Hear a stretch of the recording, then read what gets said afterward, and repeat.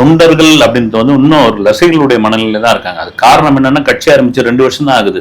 இன்னும் வந்து தொண்டர்களுக்கான வந்து ஒரு அரசியல் பயிலரங்கம், அப்புறம் தொண்டர்களை மீட் பண்றது, நீங்க எப்படி பொதுவெளியில நடந்துக்கணும், எப்படி நீங்க கட்சிக்கு கட்டுப்படணும், இப்ப மாவட்டம், நகரம், ஒன்றியம், கிராமம் இப்படி அவங்களுக்கு சம்மந்தப்பட்ட மீட்டிங். இன்னும் தலைவரே வந்து யாரையும் வந்து நேரடியா பார்க்கல, மாவட்ட செயலாளர்கள் மட்டும் மீட் பண்ணியிருக்காரு பொழுது.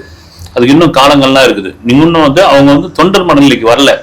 இப்ப தொண்டர்னு கம்மியா எடுத்துக்கிட்டவரோ அதிகப்படியான ரசிகர்கள் தான், அதிகப்படியான பொதுமக்கள் தான். நீங்க மதுரை மாநாட்டிலே பாத்தீங்கன்னா நிறைய பேரை வந்து இன்டர்வியூ எடுத்திருந்தப்போ பாத்தீங்கன்னா, நாங்க விஜயை பாக்குறதுக்காக தான் அப்படி வந்திருக்கிறோம், கூட்டம் கூட்டமா குடும்பமா வந்திருக்கிறோம், திரையில பார்த்த அவரை நாங்க நேர்ல பார்க்க வந்திருக்கிறோம் அப்படின்னு. இங்க பாத்தீங்கன்னா தொண்டர் மனநிலையே கொண்டு வர முடியாது. ஒரு கட்டத்துக்கு அப்புறம் எப்படியாவது பார்த்தாவணும்பா அப்படின்னும் பொழுது அவங்க ரசிகர் மனநிலையில தான் இருப்பாங்க. அது விமர்சனம் வந்துதான் தீரும். ஒரு தொண்டர் மனநிலைக்கு தொண்டர்கள் வந்து கட்சிக்கு கட்டுப்படுற அளவுக்கு வரணும்னா இன்னும் டிவிக்கே பெரிய அளவில் வளரணும். இந்த எலெக்ஷனில் ஒரு பெரிய அளவில் ஒரு என்ன தாக்கத்தை உண்டு பண்ணணும். ஒரு குறைந்தபட்சம் ஒரு 50 எம்எல்ஏ சீட்டாவது அவங்க ஜெயிக்கணும். அடுத்து வரக்கூடிய எலெக்ஷனுக்கு ஒரு நீங்க சொல்ற மாதிரி ஒரு தொண்டர்கள், அதாவது கட்சி தலைமையிடம் சொல்றத தொண்டர்கள் கட்டுப்படுற கட்டுக்குள் கொண்டு வர ஒரு கட்சியாக அது மாறும்.